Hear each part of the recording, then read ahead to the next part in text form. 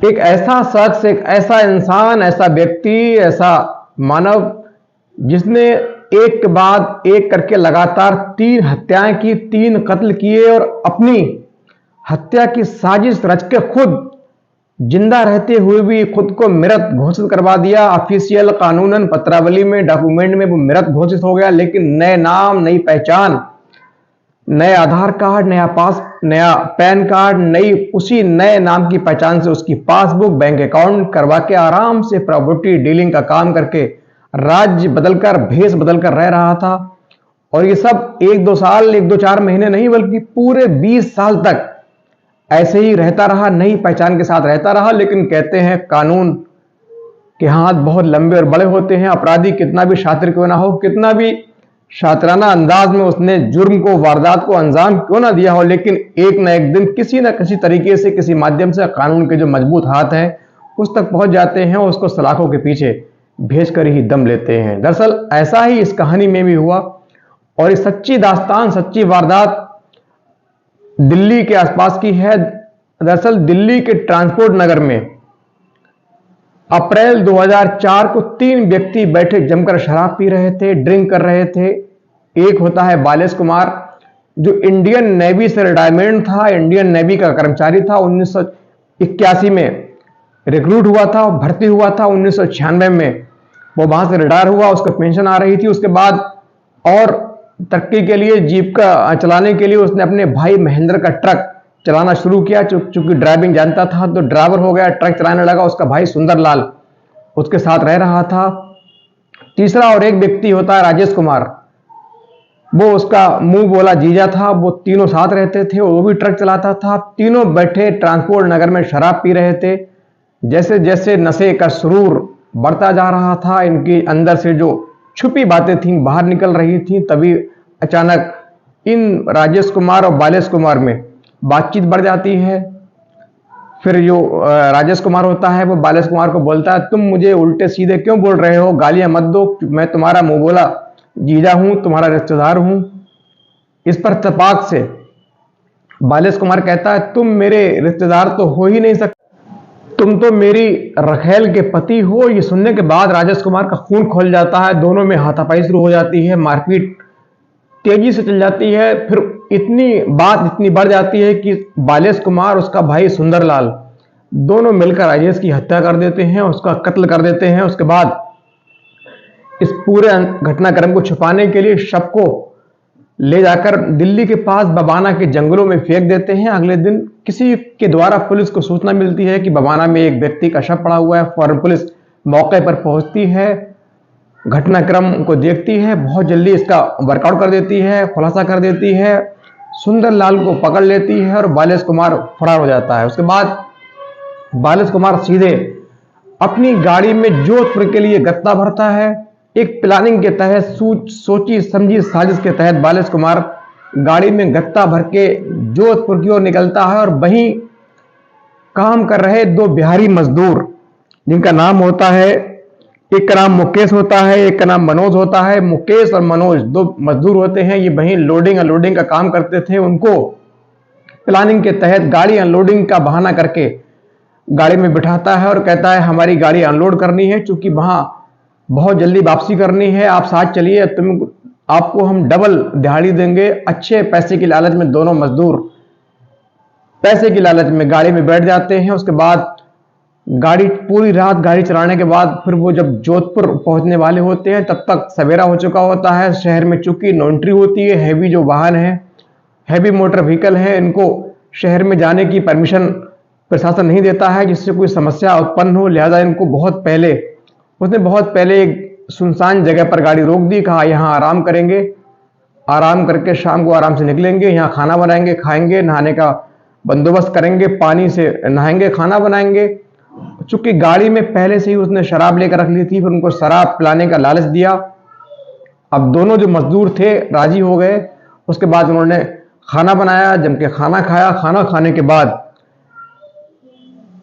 जो बालेश होता है, ड्राइवर, जो ट्रक ड्राइवर बालेश है, बालेश कुमार दोनों को जमकर शराब पिलाता है। अपने लिए खुद कम शराब पीता है, बहुत नाम मात्र की शराब पीता है। उन दोनों मजदूरों को जमकर शराब पिलाता है। वो मना करते हैं तो कहता है अभी बहुत वक्त है, हमको रात में निकलना होगा, तब तक तो आपका मूड सही हो जाएगा, जमकर पियो हमारे साथ, हमारी बात रखने के लिए आप दिल्ली से हमारे साथ में आए हो, हमारे मेहमान हो, आप जमकर शराब पियो, कोई बात नहीं। तो दोनों मजदूर हैं, इतनी शराब पीते हैं, इतनी शराब पीते हैं कि बहक जाते हैं, उनको होश नहीं रहता है कि हम कहाँ पड़े हैं। उसके बाद बालेश कुमार सोची समझी साजिश के तहत एक उसने कैन में कुछ पेट्रोल लिया था, उसको छिड़कता है चारों ओर, बाहर से गेट को लॉक करता है और उन दोनों को, एक जो मजदूर है उसको अपनी ड्राइविंग सीट पे बैठाता है, एक कंडक्टर साइड बैठता है, हेल्पर की तरफ बैठता है और बाहर से तुरंत गाड़ी में आग लगा देता है। चूंकि सुनसान इलाका था, राजस्थान में बहुत कम पॉपुलेशन रहती है, काफी 50-50, 70-70 किलोमीटर तक आपको गांव देखने को नहीं मिलेंगे। रेगिस्तान में दूर दूर तक रेगिस्तान रहता है, लिहाजा आसपास कोई था नहीं। उसने फौरन गाड़ी में आग लगाई, आग बहुत जल्दी फैल गई। चूंकि गाड़ी में गत्ता लदा हुआ था तो पूरी गाड़ी आग की लपटों से घिर गई और अपने आप चुपचाप दूर जाकर एक पेड़ की आड़ में छुपकर बैठ गया और पूरा घटनाक्रम देखता रहा कि कहीं ऐसा ना हो कि कोई मजदूर निकलकर भाग जाए। दोनों मजदूर शराब के नशे में थे, हैवी ड्रिंक की हुई थी, लिहाजा उनको होश नहीं था, उनको इतनी सामर्थ्य नहीं थी कि निकलकर भाग सकें, शीशा तोड़ दें, बाहर निकल जाएं। उसके बाद गाड़ी धू धू कर जलने लगी और कुछ ही देर में पूरी गाड़ी जलकर राख हो गई, दोनों मजदूर अंदर जलकर राख हो गए। उसके बाद बालेश कुमार वहां से भाग जाता है, फरार हो जाता है।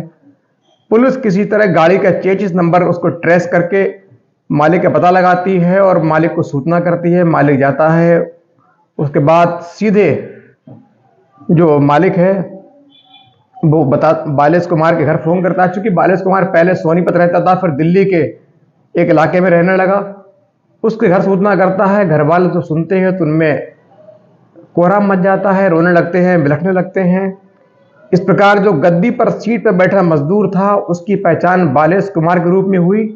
बालेश कुमार को मृत घोषित किया गया। दूसरा जो व्यक्ति था वो अननोन घोषित किया गया, उसको कोई अज्ञात घोषित किया गया। कहीं आसपास के पुलिस स्टेशन, दिल्ली से लेकर के जोधपुर तक किसी पुलिस स्टेशन में उसकी गुमशुद किसी व्यक्ति की इस होलिये की इस प्रकार की व्यक्ति की उस तारीख से कुछ पहले आसपास की तारीखों में कोई गुमशुदगी दर्ज नहीं कराई गई थी, लिहाजा वो अज्ञात ही रहा। इधर बालेश के परिवार में कोहराम मचा, बालेश को मृत घोषित किया गया। बालेश की जो पत्नी है उनको इंडियन नेवी की ओर से संपर्क किया गया और उनको बालेश कुमार का जो पेंशन है वो पत्नी के नाम की गई। उनको 20 लाख रुपए का एक क्लेम दिया गया इंडियन नेवी की ओर से। पति की दुर्घटना का जो क्लेम होता है वो 20 लाख रुपए क्लेम दे दिया गया। सारे जो रिवाज हैं, जो संस्कार होते हैं वो सारे पूरे कर दिए गए। परंपरा के अनुसार बालेश कुमार मृत घोषित हो चुका था। उधर बालेश कुमार बड़े मौज से दिल्ली से छोड़कर, अपना घर छोड़कर पंजाब चला गया और वहां नई पहचान बनाई, नया हुलिया बनाया और नया नाम दिया और नाम था उसका अमन सिंह। अब ये बालेश कुमार एक नई पहचान, नया नाम अमन सिंह के नाम से पंजाब में रह रहा था। प्रॉपर्टी डीलिंग का काम शुरू किया, काम चल निकला। उसके बाद अच्छे पैसे आए, शान शौकत की जिंदगी, ऐशो आराम की जिंदगी गुजार रहा था, जी रहा था। लेकिन कहते हैं कानून का जो अपराधी है, जो जुर्म करने वाला है, वो कितना भी शातिर क्यों ना हो, कभी न कभी तो कानून के हत्थे वो चढ़ी जाता है। कानून के हाथ बहुत मजबूत होते हैं और हर जुर्म करने वाले को, क्राइम करने वाले को ये हमेशा दिमाग में बैठा के रखना चाहिए, माइंड सेट रखना चाहिए कि कानून की नजरों से बच पाना असंभव है, एक ना एक दिन पकड़े जाना है और कर्म की सजा मिलकर रहती है।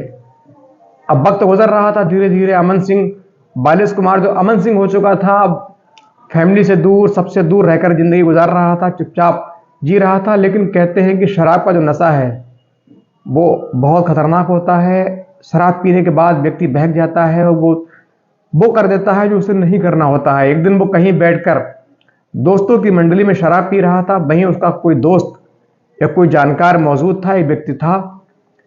तब उसने शराब के नशे में अपनी पूरी घटना उन व्यक्तियों को सुना दी। उसमें से एक व्यक्ति था जो सुन रहा था पूरी बात। उसने फौरन दिल्ली पुलिस को सूचना दी और दिल्ली पुलिस को जब पूरी बात बताई तो पुलिस को यकीन नहीं हुआ। उसके पैरों तले जमीन खिसक गई, जिसको मृत घोषित कर चुकी थी, जिसको कानून में, डॉक्यूमेंटरी और पत्रावली में ऑफिशियली जिसको मृत घोषित कर चुके थे वो जिंदा है। पुलिस फौरन हरकत में आती है और पहुंचकर वहां जहां से व्यक्ति द्वारा सूचना दी गई थी वहां पहुंचकर अमन सिंह को गिरफ्तार करती है।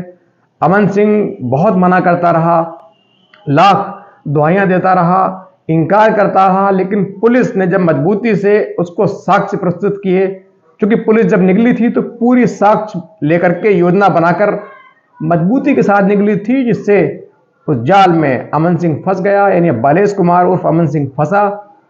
उसके बाद उसका सीधा पुलिस से एक सवाल उसने पुलिस से किया कि सर आप प्लीज ये बता दीजिए कि आपने मुझे पकड़ा कैसे, कैसे 20 साल बाद आप मुझ तक पहुंचे, मुझे बस इतना बता दो। मुझे हैरानी इस बात की है कि आप मुझ तक पहुंचे कैसे। तो पुलिस ने कहा शराब पीना व्यक्ति के लिए खतरनाक होता है। उसके बाद पुलिस उसको लेकर के आती है और उसके जो बाकी लोग हैं उनसे पूछताछ करती है कि कहीं इसका संबंध इस दौरान घर वालों से तो नहीं था, आसपास के जो रिश्तेदार हैं उनसे नहीं था। उसके बाद उसको गिरफ्तार करके ले आती है, उसको सीधे राजेश कुमार की हत्या के जुर्म में जेल भेज देती है। और इस प्रकार इस एक रहस्य का 20 साल तक शांत ठंडे अवस्थे में रहे एक व्यक्ति के मृत घोषित हो चुके, उसके द्वारा 3 कत्ल किए गए और उसको उसने खुद को मृत घोषित करवा लिया, उसको पकड़ लेती है और 3 कत्ल के इल्जाम में उसको जेल भेज देती है। सेना द्वारा उसकी पेंशन बंद कर दी जाती है, तमाम सुविधाएं दूर कर दी जाती हैं और फिर जो व्यक्ति मृत थे उनके घर पे सूचना दी जाती है। उसके बाद इस घटना का अंत हो जाता है, पुलिस खुलासा कर देती है। लेकिन सोचने वाली बात यह है कि एक व्यक्ति किस तरह साधारण अंदाज में 20 साल तक अपनी मौत का खेल कर, एक ट्रक ड्राइवर अपनी मौत का खेल रच के पुलिस, समाज, कानून, संविधान सबको धोखा देकर एक चैन की जिंदगी जी रहा था। लेकिन शराब के नशे में उसने सारी सच्चाई खोली और पकड़ा गया और सलाखों के पीछे पहुंचा जहां उसकी असली जगह थी।